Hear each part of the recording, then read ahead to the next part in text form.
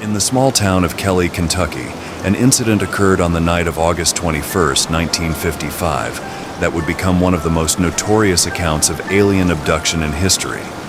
The story begins with the Sutton family, who had gathered at the farmhouse of one of their relatives, the Taylor family, for a fun evening of socializing.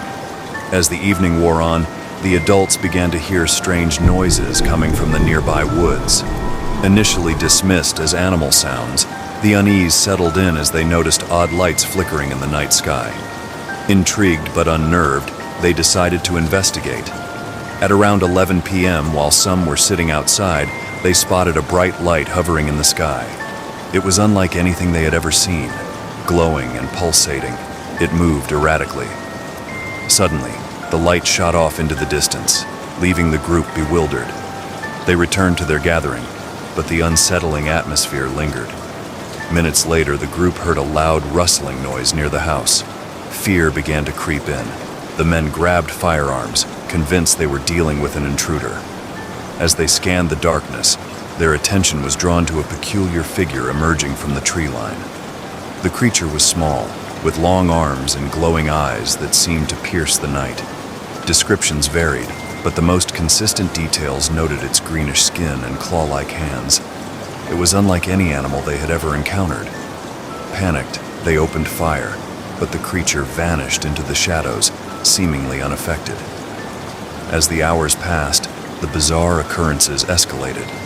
The family and friends inside the farmhouse began to feel a rising sense of dread.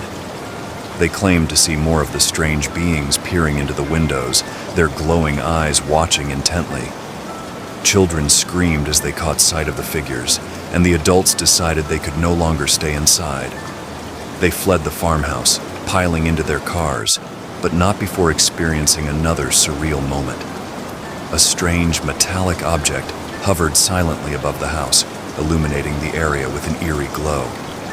They reported that the object appeared to be circular and seemed to defy the laws of physics, moving in ways that no conventional aircraft could. Driving to the nearest police station in nearby Hopkinsville, the Suttons were frantic. They arrived just after midnight, visibly shaken and begging for help. Officers initially thought they were intoxicated or simply exaggerating, but after hearing their story, they took it seriously enough to investigate. Law enforcement arrived at the Sutton farmhouse to find no signs of a break-in or disturbance. The grass was trampled, and there were strange marks in the dirt, but nothing that could explain the family's terror. Despite the lack of physical evidence, the police were struck by the sincerity of the family's account. Over the next few days, news of the encounter spread like wildfire. UFO enthusiasts and skeptics flocked to Kelly to investigate. Some claimed to have seen the same glowing figures, while others dismissed it as a mass hallucination. The Sutton family was thrust into the spotlight, facing skepticism and intrigue. The event quickly garnered media attention, with various outlets publishing sensationalized stories. The Suttons were both terrified and fascinated by the attention. Interviews revealed their belief that they had encountered extraterrestrial beings. They claimed that this was not just a one-time event, as they had experienced odd happenings in the area for years, including strange lights and mysterious animal deaths. In the years that followed, the Kelly-Hopkinsville incident became a cornerstone of UFO lore. The case has been analyzed countless times, inspiring documentaries, books, and discussions about the possibility of extraterrestrial life. Some researchers argue it was a genuine encounter with aliens, while skeptics maintain it was a case of misidentified animals or a collective hallucination. Interestingly, the Suttons faced both admiration and ridicule. While some believed their story wholeheartedly, others shunned them as crazy. Yet the impact of that night lingered in Kelly. Locals would sometimes claim they felt watched in the woods, and the fear of the unknown hung heavy in the air. To this day, the question remains, what really happened to the Sutton family that fateful night?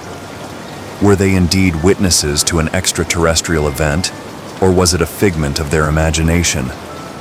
As new generations hear their story, the mystery continues to captivate and terrify, urging us to explore the possibilities of what lies beyond our understanding.